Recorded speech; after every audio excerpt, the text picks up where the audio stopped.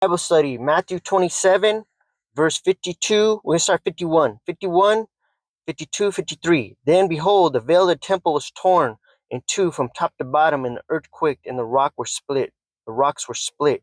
And the graves were open, and many bodies of the saints who had fallen asleep were risen. Right? Fallen asleep. The reason I am teaching on this is because a disciple asked me the other day. I was teaching disciples at a Christian-based program called the Los Angeles Dream Center. If you need help, look it up. LA Dream Center Foundation. It's free, right? But I was teaching on soul sleep. When we die, we go to sleep. It says right here, and many of the bodies of saints who had fallen asleep. You're going to see this over and over in the scripture, right? Many of the saints that seen Christ, 500 seen Christ, the death and resurrection of Christ, and many are now asleep, right? So anyways, here we go. It says, and the graves were opened, and many of the bodies of the saints who had fallen asleep were risen, and coming out of the grave after his resurrection, not theirs, his, right?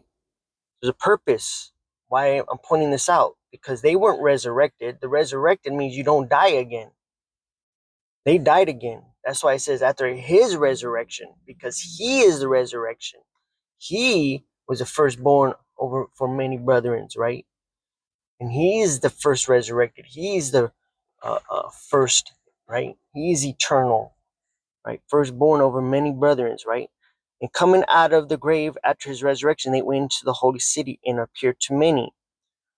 First, I want to point out, it says many of the bodies of the saints who had fallen asleep, right? I want to teach on two-stage burial. This is a second temple. I don't know about right now, but the second temple era, right? They started, what they would do is when you would die, they would bury you for a year, usually a year. That's what takes long the body to decompose, and it's just bones.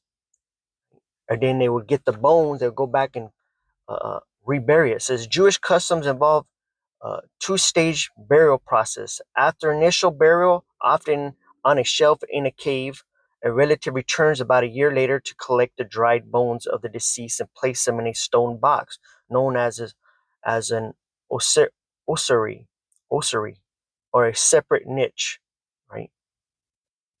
So they would take the bones and put them in another little coffin type thing, right?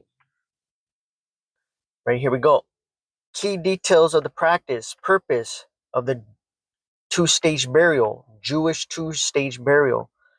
Key details of the practice, purpose. The process was to allow the body to decompose, which is part of the belief in purification.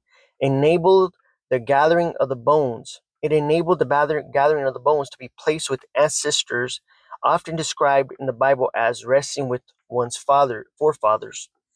Second burial. After the flesh was gone, usually 12 months, the bones were gathered, sometimes perfumed, and placed in a limestone ossuary. Ossuary. I don't know how to pronounce that. Biblical significance. The custom is the context behind the story of Joseph, who requested his bones to be taken out of Egypt to Canaan. Genesis 50:25 and Exodus 13:19.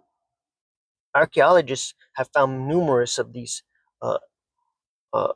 ossuaries from this period, right, in the Second Temple. So this is not something made up, right? They found them, they know about it. This is a known thing. So when we read Matthew 27, right, 52, it says the graves were open and many of the bodies of the saints. So that means what? These are they didn't decompose and they're still in the grave, right? They have not been replaced. So what does that mean? It means they're newly deceased believers, right? So these people must have followed Jesus at some point, died for whatever reason, and when Jesus died and resurrected, their graves were opened and they walked out to be a witness to their families, and everybody they went into the holy city and appeared to many. Why? They're saying he is who he says he is, right? So witness, to witness